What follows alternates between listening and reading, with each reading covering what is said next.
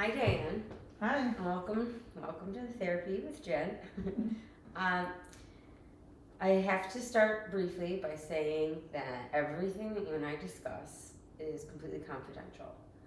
The only way I would ever have to disclose is if I felt that you are at risk of harming yourself or other people. Otherwise, it's all just between you and I. Do you have any questions about that? No. Okay. Um, I saw in your intake form that you're really trying to work through your feelings of claustrophobia. Yes. So, why don't we start unpacking that and let me know kind of how it started or how long you've been experiencing this. Floor is yours. Okay. Well, I think when I was young, my brothers and I used to, well, my one brother and I used to wrestle a lot. Okay. And he was a lot stronger than me, obviously. And he would hold me down. And, that was a wrestling technique. And, at that time, that was fun. But it was kind of like, didn't like it. And finally realized, like, I don't like this. So, we of course stopped doing it. I don't know if that started me like just not having control because I was being held down. And then as time went on, I didn't really fly much at that point, obviously, when I was a little kid. And I didn't feel claustrophobic as a little kid, but I remember when I was in elementary school, when we spoke or laughed or giggled or anything, you were punished. Oh. And your punishment was you were put in the closet. Ooh. Okay. And you couldn't have the lights on. And you couldn't open the door. And the closet wasn't that big. It was, and you were in there quite a long time. And, you just kind of went with it because, if you wanted to come out, didn't matter, you had to stay in there. So I don't, Wow. I don't remember, like, it's hard to remember when you're a little kid, obviously, but Right.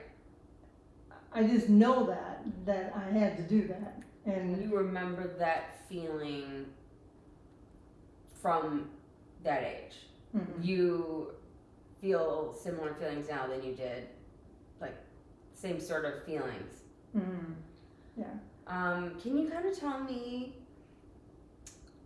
what physical feelings you have, and maybe I should start asking what situations are that you are in that make you feel claustrophobic, and how wide of a range is it? Well, I remember flying a lot. Okay. Younger, and teenagers and 20s and stuff, and big planes never bothered me at all. Nothing. It was great. I loved it. And I remember not caring too much about elevators, but I got on them and didn't really think about them. It just was not, when they were really crowded, I didn't like them. But I got on them and never thought, well, I gotta take the stairs. I don't like these, I don't really know when, it actually started to work on me a little more as I don't like flying. Mostly, I think, because I lived in California for a while, so I didn't have to fly home, and that's 5 hours. And when my husband and I got married, we went on honeymoon, we went on trips to out west, and we flew 5 hours, and I don't remember it bothering me. So I don't know. I think September 11th kind of bothered me when everything changed, like the flights, the control the shoes, the delays, okay, and sitting, knowing that they would hold up your plane on the tarmac, or once you got on it, they had it next to a suitcase, and all of a sudden they say, well, we're gonna be sitting here for a while because we have to figure out why there's extra suitcases on here. And, you know, you're sitting there and no one tells you anything, you just have to wait. And I would start getting like, okay, I wanna get off this plane. I don't wanna be in it anymore. I wanna get off. And you can't get off, you know, you can't do anything about it. So I think those things started piling up. And elevators, I'm not sure. I must have had somewhat of a fear because when my brother was alive, I remember him having to say, okay, we're gonna be fine. I can tell you how we're gonna get out of the elevator. If we get stuck, you know, we'll just push this up. Of course, I believe him. Yeah. So, I don't, you know, just, I think it just, maybe I let myself let it get worse, and I don't mind stairs, I like the exercise, so that part doesn't bother me. So I've gotten used to that part, saying, Yeah. I like these stairs, I think it's good that I'm always taking the stairs, and I really truly feel that. Not, there's a fear, but I am okay with stairs, it's, you know, it doesn't bother me, I'd rather take them anyways. Okay. But I also think, gosh, when I get to be about 85, I don't think I'm gonna be able to take all these stairs, so. Well, that kind of brings me to, it seems like you mentioned the events in your early childhood, and then it sounds like you were kind of okay for a while. Like you mentioned taking planes, you mentioned being able to get into elevators, and it sounds like this problem has gotten worse. Mhm. Is there anything that you think besides 9/11, is there anything else in your life that maybe made you feel like you were not in control? Because claustrophobia is a fear, it's an anxiety and a fear of loss of control. Okay. So if you feel like you don't have control, that is kind of the anxiety manifesting itself with the claustrophobia. Hmm. Now, is there anything that you can think of, like traumatic or anything that happened Yeah, in your life? Do you want to talk about that? yeah, I could think that, I had a lot of loss in my life, so definitely no control of that. I remember, you know, at 14 when my dad died, I remember going to the funeral and pulling him out of the casket Wow. because I felt I didn't want him to be in there, and I figured he was gonna be locked up in there, and, you know, it was Okay. really sad. And So you were thinking of him being in this box, even Yeah. though at 14 you knew that he wasn't alive. The thought of him being inside a very tight box and going away. I think, and being too. gone. Yeah, not seeing him kinda- again. yeah. Yeah, not seeing him again. And I think, you know, I lost a brother that was only 32. And that was where I just went to the hospital thinking he was fine. And when I got there, the nurse sent me to his room, and I was talking to him, and then she came up and said, he's already dead. Oh, And I was like, you know, and I just fainted, obviously. that must But have felt really, really like a gut punch. Oh, it was terrible. And I felt like I had no control. I mean, here, you know, I thought I was getting there to see him alive, and I didn't. And so, and the same with my mom, there's, you know, the loss of her that, you know, came home and go to sleep after 14 hours of being with her, and, you know.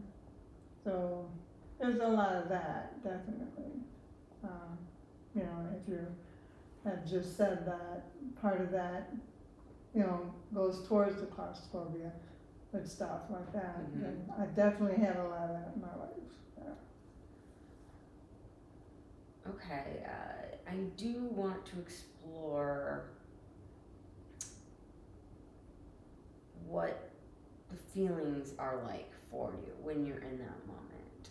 do you have sort of like a pre-anxiety before you know you're gonna have to be in a space like a plane, or does it come on suddenly when you're in there? How do you process that? How does that start for you?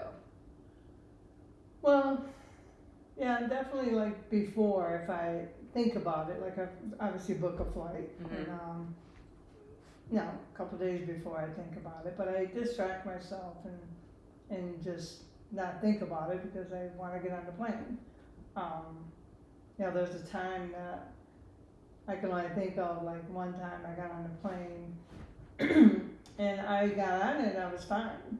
I just got on it and then the plane got delayed and we're sitting there and then I wanted to get off. I'm like, so I asked the flight attendant, I'm not comfortable sitting here not knowing how long we're gonna sit here, 2 hours or 3, cause back quite a few years ago, they did let you sit that long. Now they have put a stipulation on them where they get fined if you're in the plane too long. But before then, you could sit 3 hours and Wow. don't say so. Yeah. And the flight attendant, reassured me, well, where are you going? And I said, I'm going to visit my brother. And she goes, aren't you? Is he going to be disappointed? And I said, I kidding around. I said, probably not. She goes, oh, I think you will be. So she said, just relax and I'll come talk to you when we find out things. And that helped. So she provided a little additional motivation for you. She provided the ending of the trip as, going to see your brother. She presented something very positive for you to get on that plane and stay on that plane.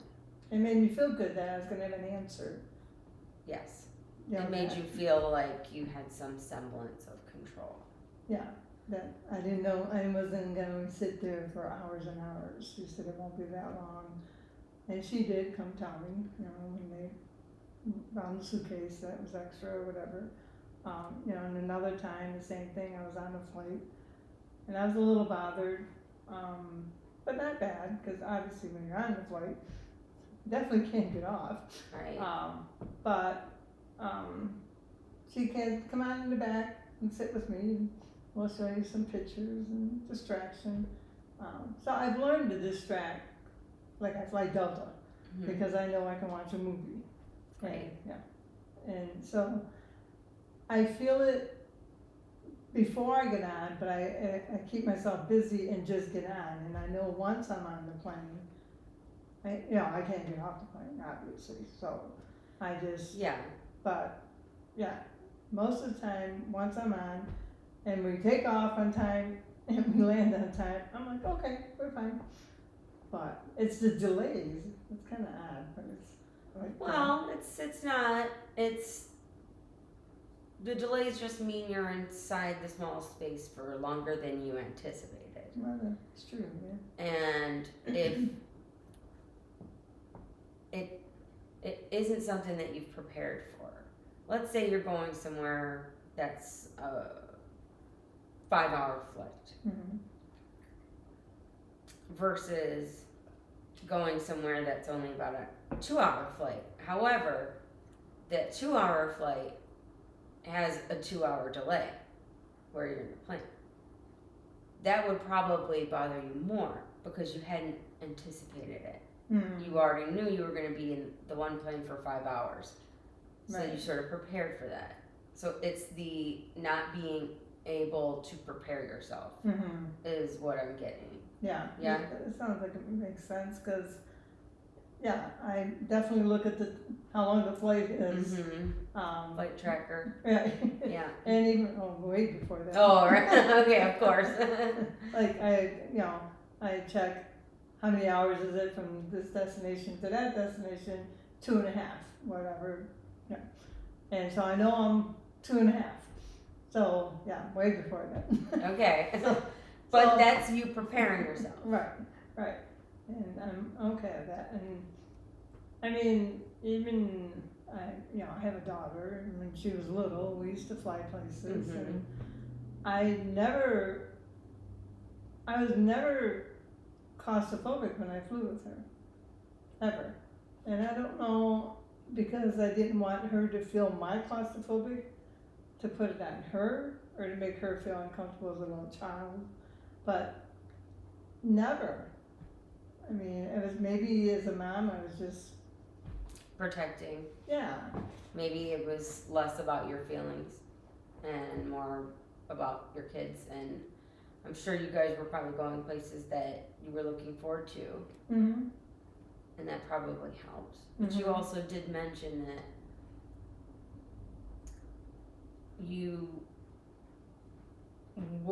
weren't, your claustrophobia and anxiety weren't as severe true, around, when you were younger. yeah.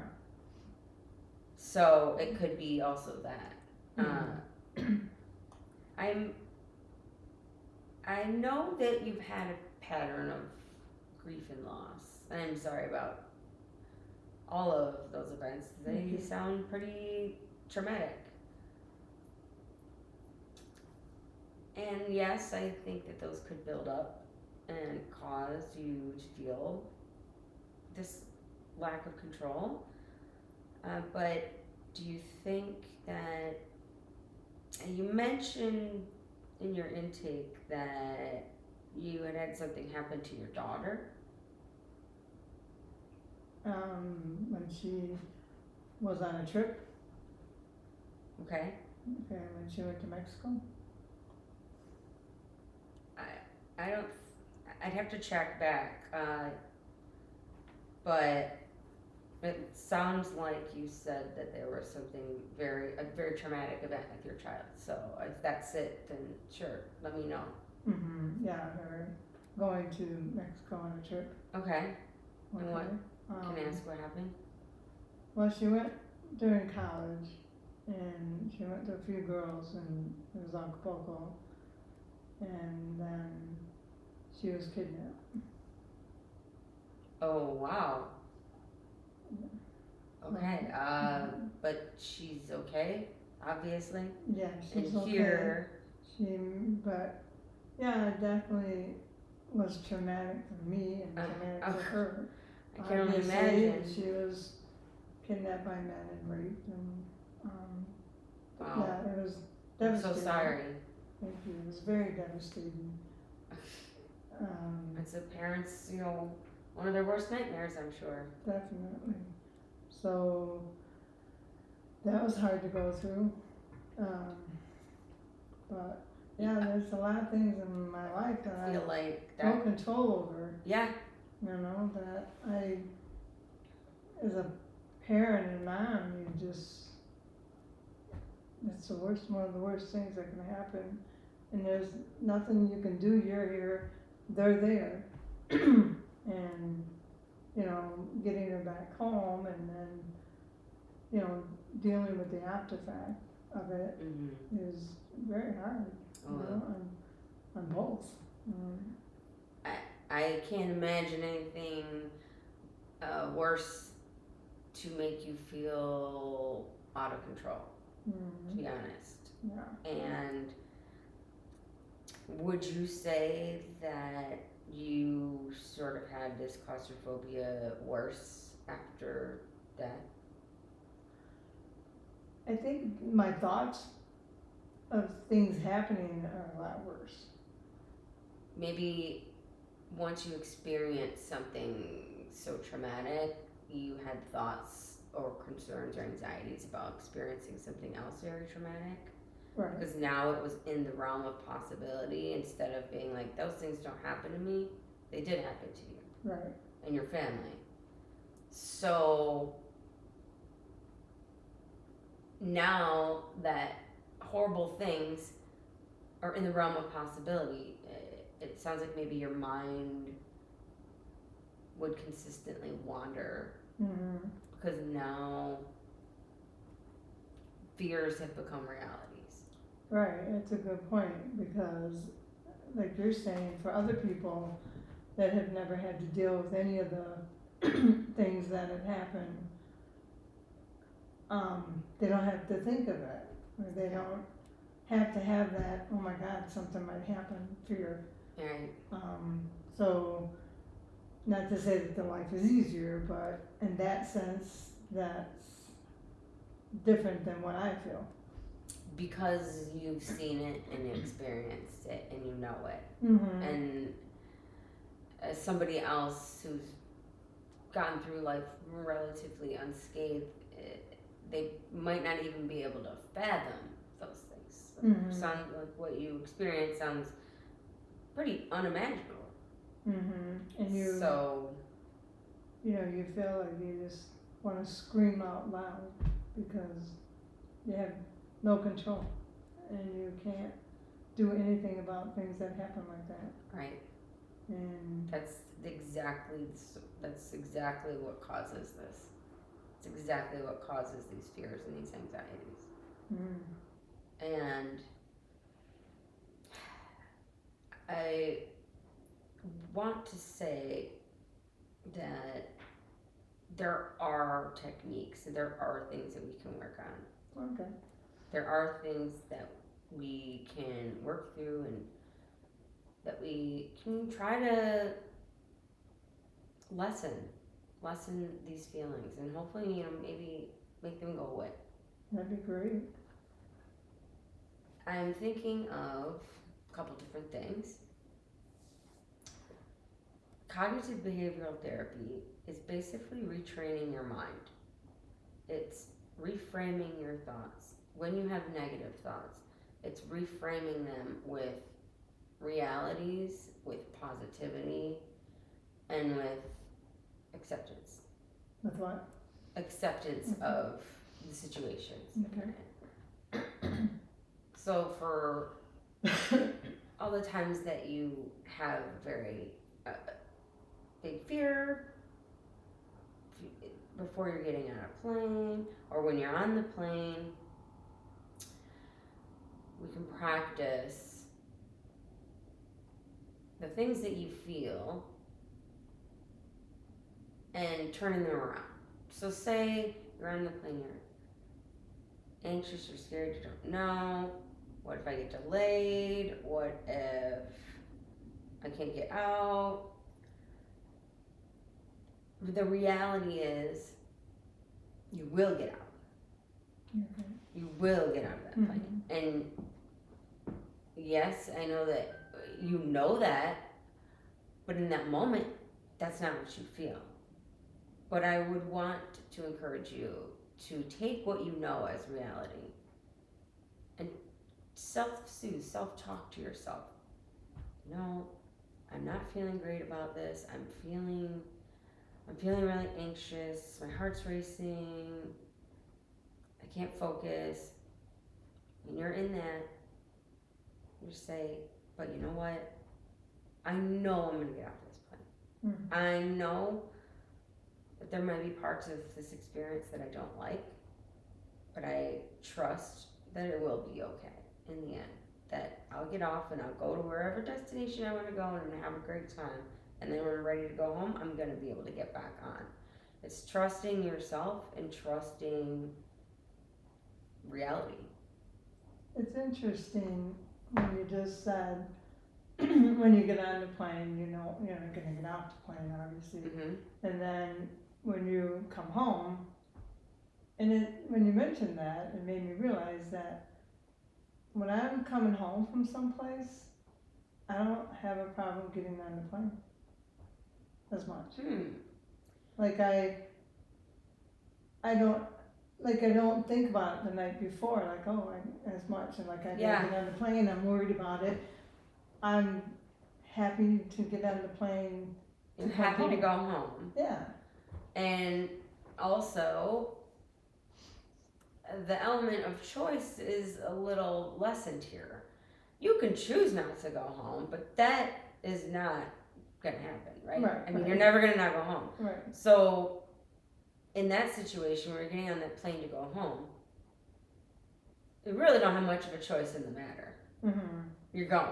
Right, but maybe because I'm happy to go home, so I don't. You're have that happy to fear. go home, but also when you're going somewhere, you don't have to go. You want to go, but you don't have to go. Okay. You gotta go home. Okay. So your brain is saying, I have to do this. I just have to do it, and it's not worrying about it. Mm. Whereas going somewhere, that feeling of lack of control is also, am I making the right choice?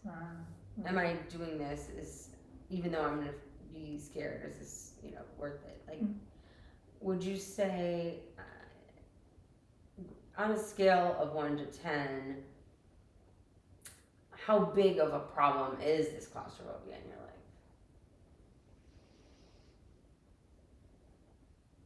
I'd say right now maybe 6. Okay, a 6. 6. Because, like I said, I take stairs all the time. Mhm. Now, if I couldn't take stairs, I'd probably jump to a 10 because I would have to get on an elevator. Okay. That I don't like. Can you tell me something else in your life that if it were to happen, it would be a 10? What do you mean? If something, think of something awful that could happen. Anything awful. Anything That else? would be, that you would consider a 10. Oh. Well, if I'm losing my husband or my daughter or Okay. any of those. Yeah. So, you scaled your claustrophobia at a 6. At a 10, you losing your husband or your daughter. What I'm trying to get at is that in that comparison,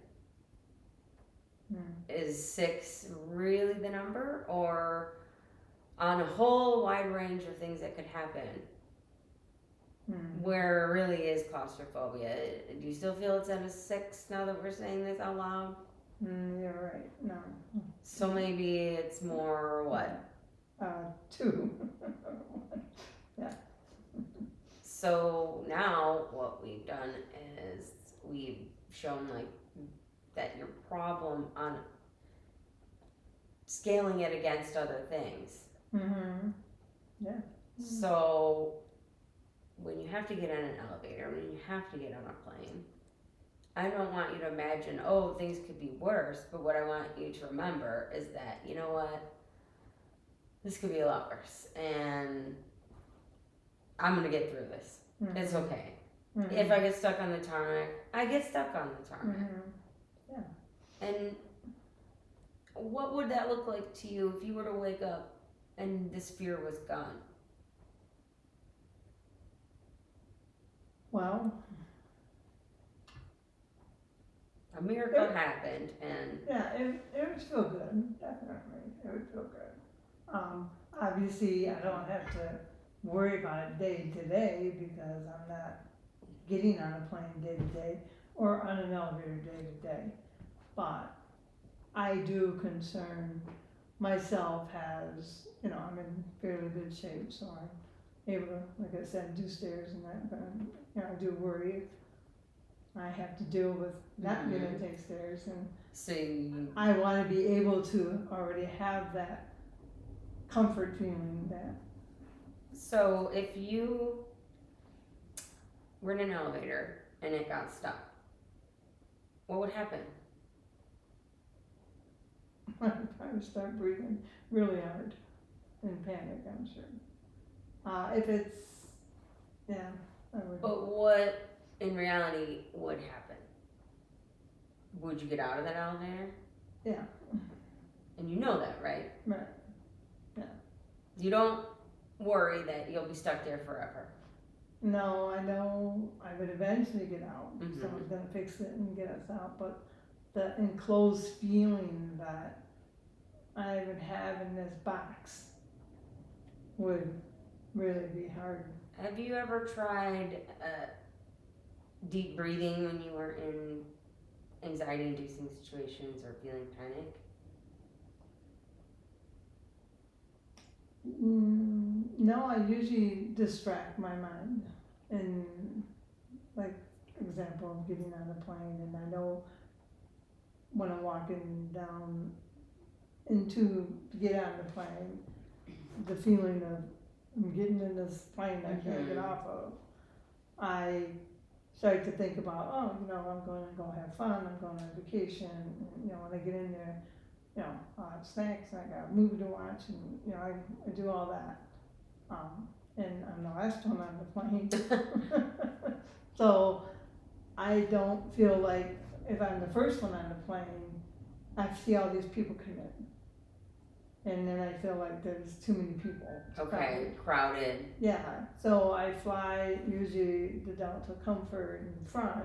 That way, when I get on the plane, everybody's back there, and I'm up front. If I was to get on first, I'd have to see everybody come. So I've learned techniques of making it easier for myself. Those to me sound more like, I'm not saying that those are not good techniques, but they're not really addressing the issue itself. They're trying to avoid the issue. They're distracting from the issue. I want you to not have that issue. Okay. I want that to not be something that you need to be distracted from. Makes I want sense. that, you know, I'm glad that you found some things to help you cope. Mm. But our goal would be, you know, over the next, you know, 5 or 6 times that we meet, we can really try to work through that cognitive behavioral therapy where we reframe your thoughts. Okay. That'd be nice. Also, when I mentioned the deep breathing, people find it very useful in that panic situation where you say, like, the way you just described how you would feel if the elevator crossed. Usually, you know, it's a breathe in for 8, hold it for 7 seconds, and breathe out 4. There's different variations of the timing, but they're all basically pulling in your breath and counting. The counting of the time in your brain is also, you know, helpful to just kind of keep your mind focused on that, and it's going to help your body not feel those physical manifestations of that anxiety. Because the physical feelings that you have contribute to the growing panic and the growing fear that you have as you're going through that situation. If you were just to be stuck in an elevator and you start to panic, it could be dangerous for you if you don't resolve that. A panic attack could lead to something worse, you know, your heart. Sure.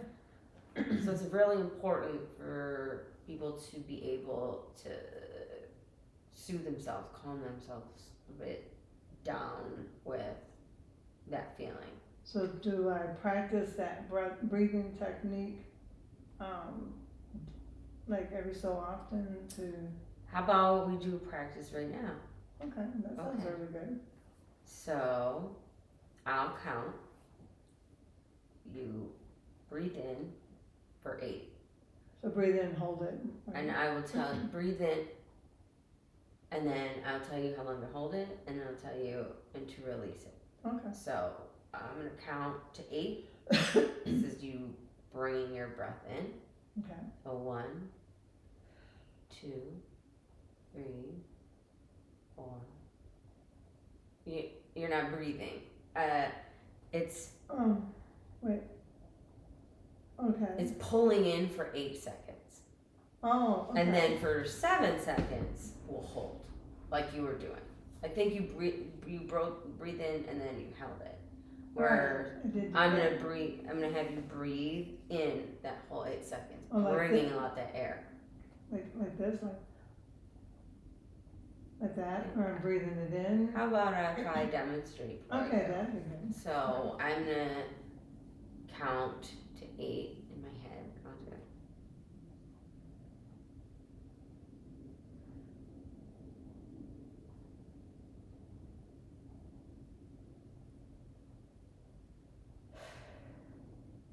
Okay.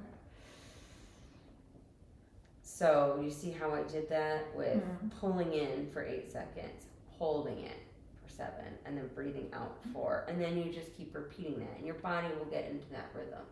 Okay. If you I'll try just, that. keep doing that. Yeah, take, after we're done, or you can do that practice anytime. It's something that is calming Mhm. for you. Also, there's another technique that could be used, exposure therapy. Now, I know that you do get on planes. It doesn't sound like you really get on elevators Well, because you have the alternative. true, but when I have traveled with my daughter, sometimes the floors, because it's like a downtown area, they don't allow the stairs, because they keep them locked. Right, safety reasons. So, sometimes it's on whatever, either ninth floor, and funny how when, for your child, you'll just kind of go along with it, like, So you'll go in the elevator with her if you have to. yes. If I you have don't have the choice of stairs. Right. Even if I have a choice, sometimes I Sometimes have you'll done. go. But most of the time, if I have a choice, I would take the stairs and let her take Mhm. the elevator. But to make things quicker sometimes, because, a flight takes a little while, I'll take the elevator with her. Okay. Yeah. So do you think that if for some reason you had to get on elevators a lot, let's say it was part of a job, do you think that potentially that could lessen your fear over time or desensitize you to it because it would become so common and routine? I'm sure it would, Okay, but, that's kind of the crux of exposure therapy, would be doing things that scare you repeatedly in hopes that you realize that they aren't so big of a deal and that you have control over the way that you react and the way that you feel. When you feel these feelings of your loss of control over like all your times on a plane, elevators, etc., you actually do have control, but you have control over you, and that can help you feel a little bit more at ease, knowing that, hey, maybe I don't have control over this, but guess what? I have control over how I react to this and how I feel. And I don't want to let something like this take over me, control me. Because you're going to let the claustrophobia control you instead of saying, no, I control you, not the other way around. So by worrying about the lack of control, you're actually letting that control you. You're making yourself less in control. Right, okay. Overall, you're making it even Here I want less. control, and I'm giving myself less control. Yes, But because you're letting those fears and that anxiety feeling control you. So not only do you not have control over the plane or the elevator, but now you don't have control over yourself. Gotcha. So if you practice being in situations like this, or you learn through what we can go through with our cognitive behavioral, our goal would be to get you to trust yourself, to trust that you will be okay, to know that no matter what, you are in possession of yourself. How does that sound? That sounds really good. Yeah, because that really makes a lot of sense, that here I want control and I'm not giving myself control, Mm-hmm. so. You're removing it even more. Yeah, and I'm pretty good at taking control. Mm-hmm. Okay. So, and everything in my life, Yeah. except those things, so, yeah, I should probably think about that and work that towards Mhm. me, And we like can. you're suggesting that I think about that more, that here I'm letting something control me when I'm pretty much in control of most things. Right. And it can really help you when you know that you'll be okay, when you trust. Mm-hmm. You trust yourself, you trust things will be alright. Yeah, it's a good idea. It's a nicer feeling than panic and anxiety. Mm-hmm. Oh, definitely. Yeah. Yeah. Well, I would like to meet next week. We can do it at the same time. How does that sound? That sounds We really can good. start, even working further. And it's been nice to get to know you, and I look forward to continuing our work together. I do too. So, Definitely. I thank you so much for coming in, Thank you. and I will see you next week. Okay, see you next week. Thank you.